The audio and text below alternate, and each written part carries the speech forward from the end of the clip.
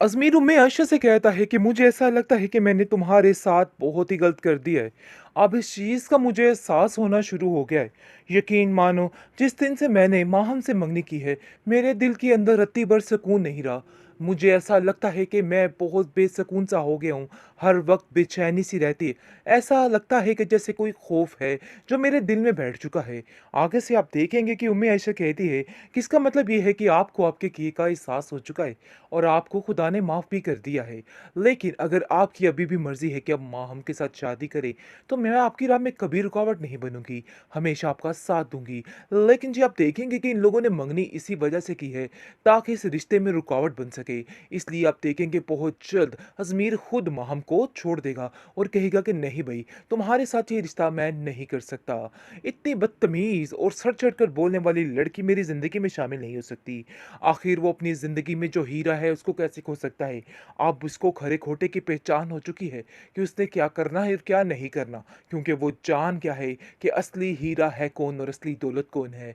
माहम का उसको future bright लगता था, जिसकी वजह से वो माहम के पीछे भागता चला गया।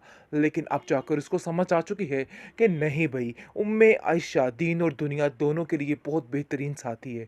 उसको खोना सरासर बेवकूफ़ी है, इसलिए अब वो ये हमाकत नहीं करना चाहता। और कहता है कि बस अब ये बात तो तय है कि मैं किसी भी तरह उम्मे आयशा को नहीं खो सकता, चाहे जो मर्ज़ी हो जाए। अब वो सबके सामने दीवार बन के खड़ा हो जाएगा और कहेगा कि नहीं, मैं ये बात का इकरार करता हूँ कि उम्मे आयशा ही मेरी ज़िंदगी में शामिल है और उसके अलावा और कोई भी नहीं आ सकता है।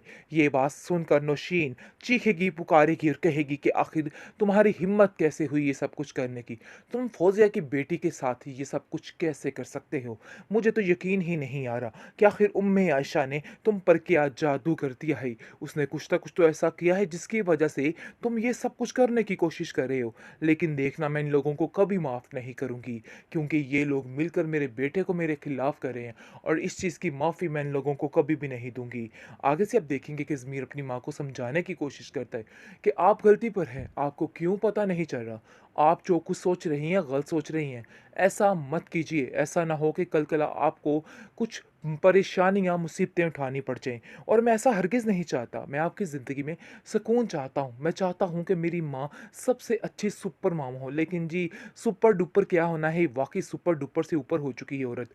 क्योंकि ऐसी-ऐसी चालें चल रही है, ऐसी-ऐसी चालें चल रही है कि सब कुछ देख के सब कुछ हैरानगी हो रही है कि आखिर ये मामला हो क्या रहा है।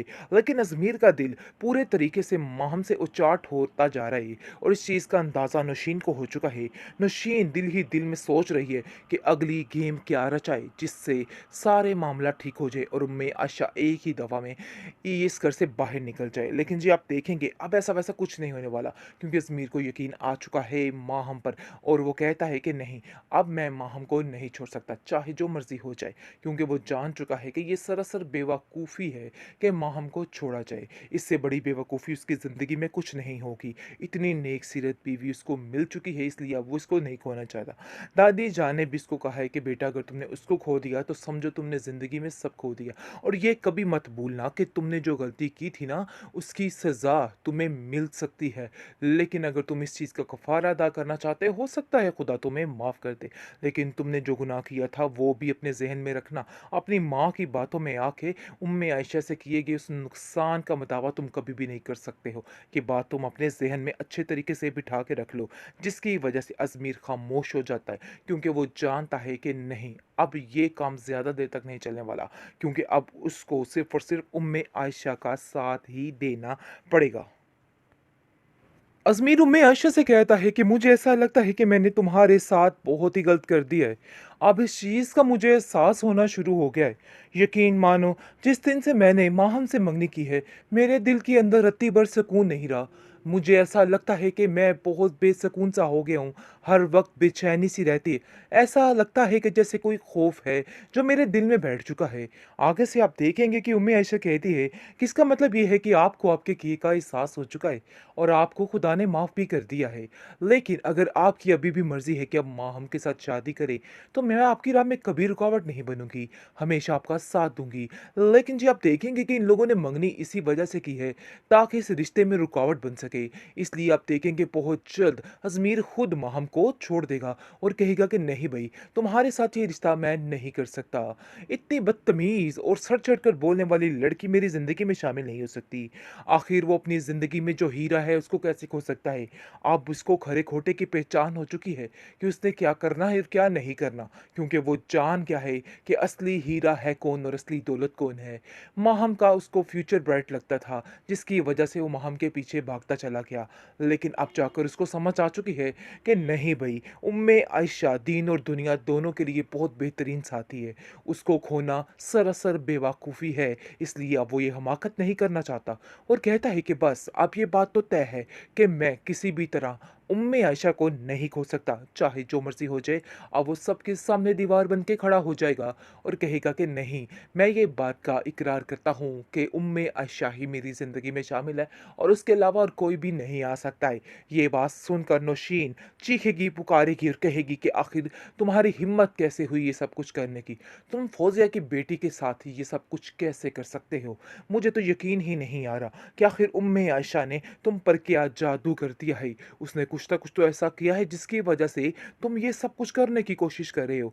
लेकिन देखना, मैं इन लोगों को कभी माफ़ नहीं करूँगी, क्योंकि ये लोग मिलकर मेरे बेटे को मेरे खिलाफ कर रहे हैं और इस चीज़ की माफ़ी मैं इन लोगों को कभी भी नहीं दूँगी।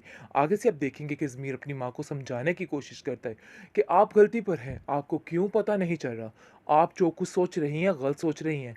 ऐसा मत कीजिए, ऐसा ना हो कि कल आपको कुछ परेशानियाँ, मुसीबतें उठानी पड़ जाएँ और मैं ऐसा हरगिज़ नहीं चाहता। मैं आपकी ज़िंदगी में सुकून चाहता हूँ। मैं चाहता हूँ कि मेरी माँ सबसे अच्छी सुपर मॉम हो। लेकिन जी, सुपर डुपर क्या होना है, वाक़ई सुपर डुपर से ऊपर हो चुकी है औरत। क्योंकि ऐसी-ऐसी चालें चल रही है, ऐसी-ऐसी चालें चल रही है कि सब कुछ देख के सब कुछ हैरानगी हो रही है कि आखिर ये मामला हो क्या रहा है। लेकिन अज़मीर का दिल पूरे तरीके से माहम से उचाट होता जा रहा है और इस चीज़ का अंदाज़ा नौशीन को हो चुका है। नौशीन दिल ही दिल में सोच रही है कि अगली गेम क्या रचाए जिससे सारे मामला ठीक हो जाए और उम्मे आशा एक ही दफ़ा में इस घर से बाहर निकल जाए। लेकिन जी, आप देखेंगे अब ऐसा-वैसा कुछ नहीं होने वाला, क्योंकि अज़मीर को यकीन आ चुका है माहम पर और वो कहता है कि नहीं, अब मैं माहम को नहीं छोड़ सकता, चाहे जो मर्ज़ी हो जाए, क्योंकि वो जान चुका है कि ये सरासर बेवकूफ़ी है कि माहम को छोड़ा जाए। इससे बड़ी बेवकूफ़ी उसकी ज़िंदगी में कुछ नहीं होगी। इतनी नेक सीरत बीवी उसको मिल चुकी है, इसलिए अब वो इसको नहीं खोना चाहता। दादी जान ने भी इसको कहा है कि बेटा, अगर तुमने उसको खो दिया तो समझो तुमने ज़िंदगी में सब खो दिया और ये कभी मत भूलना कि तुमने जो गलती की थी ना, उसकी सज़ा तुम्हें मिल सकती है। लेकिन अगर तुम इस चीज़ का कफ़ारा अदा करना चाहते हो सकता है खुदा तुम्हें माफ़ कर दे। लेकिन तुमने जो गुनाह किया था वो भी अपने ज़हन में रखना। अपनी माँ की बातों में आके उम्मे आयशा से किए गए उस नुकसान का मदावा तुम कभी भी नहीं कर सकते हो। कि बात तुम अपने ज़हन में अच्छे तरीके से बिठा के रख लो, जिसकी वजह से अज़मीर खामोश हो जाता है, क्योंकि वो जानता है कि नहीं, अब ये काम ज़्यादा देर तक नहीं चलने वाला, क्योंकि अब उसको सिर्फ़ और सिर्फ़ उम्मे आयशा का साथ ही देना पड़ेगा।